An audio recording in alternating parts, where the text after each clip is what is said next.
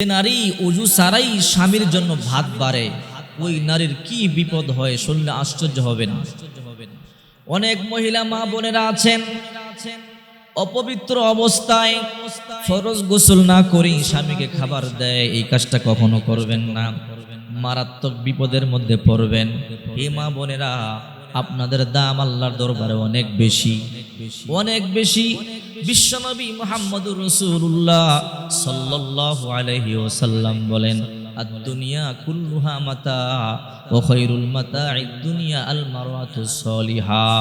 আল্লাহর হাবিব বলেন, গোটা দুনিয়াটাই হলো আল্লাহ তাআলার নিয়ামত, ভোগের বস্তু, আর এর মধ্যে সর্বশ্রেষ্ঠ নিয়ামত হলো একটা নেককার স্ত্রী। যে ঘরে একটা নেককার স্ত্রী আছে, ওই ঘরটা জান্নাতের বাগান হয়ে যায়। যে ঘরে একটা বদকার স্ত্রী আছে, ওই ঘরটা জাহান্নামের গর্ত হয়ে যায়। এই জন্য মহিলা মা বোনেরা, যখনই সকালবেলা ঘুম থেকে জাগবেন, ফজরের নামাজ পড়বেন, ফজরের নামাজ পড়ে কোরআন তেলাওয়াত করবেন। কোরআন তেলাওয়াত করে বিসমিল্লাহ বলে কাজকর্ম শুরু করে দিবেন। দেখবেন আল্লাহ তাআলা আপনার ঘরে প্রচুর পরিমাণে বরকত নাজিল করবে। অনেক নারী আছে যখন ভাতের পাতিল থেকে ভাত বাড়ে বিসমিল্লাহ বলে না। আল্লাহর হাবিব বলেন, ইয়াকুলু মিন জাওয়ানিবিহা ওয়ালা তাআকুলুল ওয়াসফা ইন্নাল বারাকাতা তানজুল ওয়াসতিহা। আল্লাহর হাবিব বলেন, যখন তোমরা ভাতের পাতিল থেকে ভাত বাড়বে, মাঝখানে চামিচ ঢুকায় দিও না। মাঝখানে চামিচ ঢুকায় দিলে বরকত শেষ হয়ে যাবে। যখন তোমরা তোমাদের বোল থেকে গামলা থেকে ভাত বাড়বে, তখন গামলার মধ্যখানে তোমরা চামিচ ঢুকাই দিও না, তাহলে বরকত শূন্য হয়ে যাবে। যখন তোমরা ভাত খাবে, মাঝখানে প্রথমে হাত দিও না, মাঝখানে বরকত নাজিল হয়। যতক্ষণ পর্যন্ত ভাত খাবে, মাঝখানে হাত দিবে না, বরকত নাজিল হইতেই থাকবে। এক সাইড থেকে খাবে, মাঝখানে হাত দিলে বরকত শূন্য হয়ে যাবে। এই জন্য আল্লাহর হাবিব বলেন, সাবধান সাবধান, যখন তোমরা ভাত বাড়বে বিসমিল্লাহ বলে বাড়বে। আর মহিলা মা বোনেরা অবশ্যই সব সময় পবিত্র থাকার চেষ্টা করবেন, কারণ রাসূল করিম সাল্লাল্লাহু আলাইহি ওয়াসাল্লাম বলেন, আত-তুহুর শাতরুল ঈমান, পবিত্রতা ঈমানের অঙ্গ। আর ওযু অবস্থা থাকার চেষ্টা করবেন। বিশ্বনবী মুহাম্মদ সাল্লাল্লাহু আলাইহি ওয়াসাল্লাম বলেন, আল wudu সিলাহুল মুমিন, ওযু হইল মুমিনের অস্ত্র। যে ওযু অবস্থা থাকে, শয়তান তাকে ঘায়েল করতে পারে না, আক্রান্ত করতে পারে না, ধোঁকা দিতে পারে না।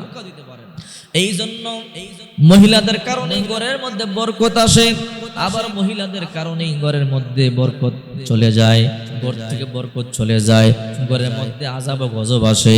এই জন্য মহিলা মা বোনদেরকে বলবো, হ্যাঁ মহিলা মা বোনেরা, যখন রান্না বান্নার কাজ শুরু করবেন, কিছু আমল করবেন।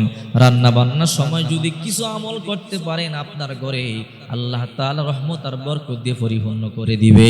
অনেক মেয়েরা আছে, যখন রান্না বান্নার কাজ শুরু করে কানের মধ্যে হেডফোন লাগায়, মনে মনে ভাবে 1-1.5 ঘন্টা 2 ঘন্টা রান্না বান্না করব, সময়টা কেমনে যাবে, গান শুনতে থাকি, সময় চলে যাবে। এই কাজ কখনো করবেন না। বিশেষ করে মডার্ন যুগের মেয়েরা নাটক দেখতে দেখতে রান্না বান্না করে, ফিল্ম দেখতে দেখতে রান্না বান্না করে, গান শুনতে শুনতে রান্না বান্না করে। কি মা বোনেরা সাবধান, যদি এমন করেন আপনার ঘরে বরকত আসবে না।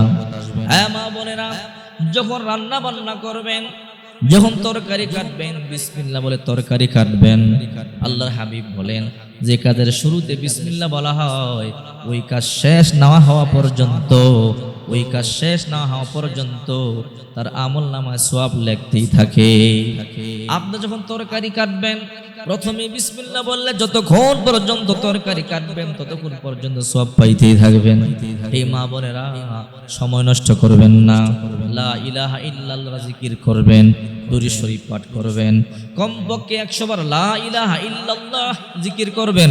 বিশ্বনবী মুহাম্মদ সাল্লাল্লাহু আলাইহি ওয়াসাল্লাম বলেন, যে ব্যক্তি দৈনিক কমপক্ষে 100 বার লা ইলাহা ইল্লাল্লাহ পড়বে, লা ইলাহা ইল্লাল্লাহ, লা ইলাহা ইল্লাল্লাহ, 100 বার যে ব্যক্তি লা ইলাহা ইল্লাল্লাহর জিকির করবে, কিয়ামতের ময়দানে যেদিন সূর্য মাথার কাছাকাছি চলে আসবে, মাটি তামা হয়ে যাবে, কেউ কারো পরিচয় দিবে না।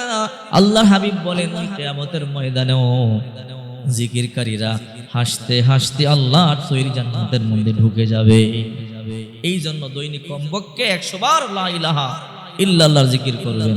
আল্লাহর হাবিব বলেন, লা ইলাহা ইল্লাল্লাহ বলতে দেরি, এই কালামটা দ্রুত গতিতে আকাশের দিকে ছুটতে থাকে। প্রথম আকাশে গেলে ফেরেশতারা বলে, কোথায় যাও? বলে, কথা বলবার সময় না, আমার সারিয়া দাও।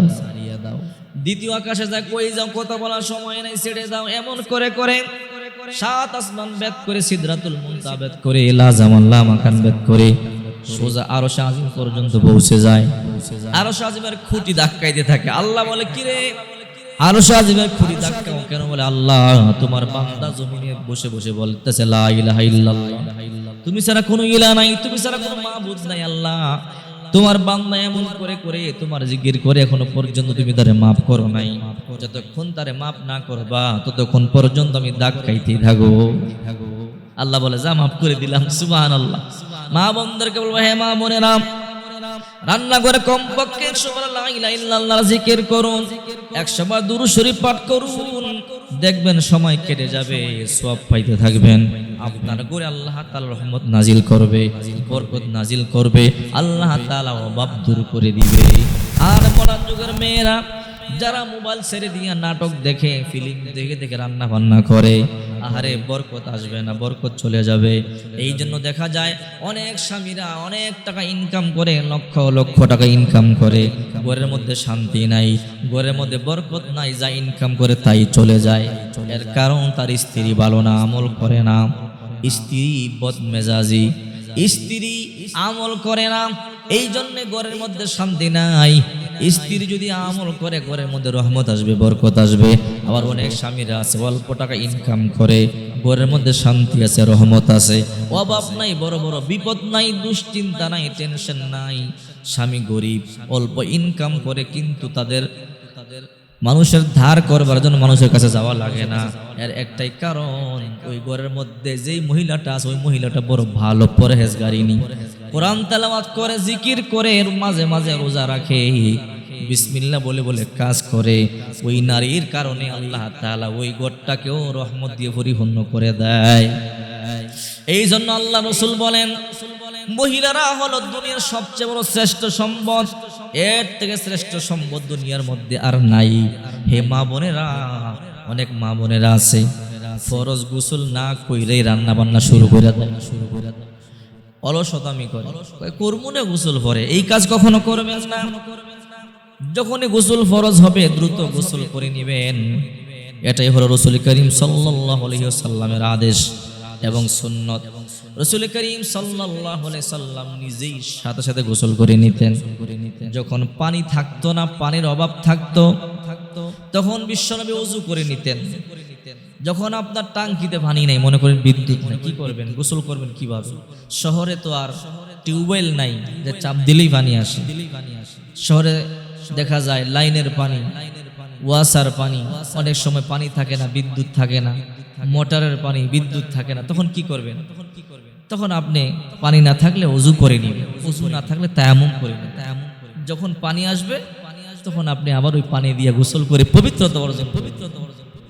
এটাই বিশ্বনবী মুহাম্মদুর রাসূলুল্লাহ সাল্লাল্লাহু আলাইহি ওয়াসাল্লামের শিখানো আমল। হে মা বোনেরা, সাবধান, ফরজ গোসল না করে অপবিত্র অবস্থা রান্না বান্নার কাজ শুরু করবেন না। যদি আপনি রান্না বান্নার কাজ শুরু করেন, আপনি নিজে অপবিত্র, আপনি যা ধরবেন তা অপবিত্র হয়ে যাবে। আহারে, এই জন্যই তো ঘরের মধ্যে গজব আসে। এই কাজ কখনো করবেন না। হে মা বোনেরা, স্বামীকে অপবিত্র অবস্থায় বাদ বেড়ে দিবেন না, মারাত্মক বিপদের মধ্যে পড়বেন, কপাল পুড়ে যাবে, জীবন নষ্ট হয়ে যাবে, দুনিয়া বরবাদ হবে, পরকালও বরবাদ হবে। স্বামীকে বাদ বেড়ে দিবেন পবিত্র অবস্থায়। অপবিত্র অবস্থায় এই কাজ কখনো করবেন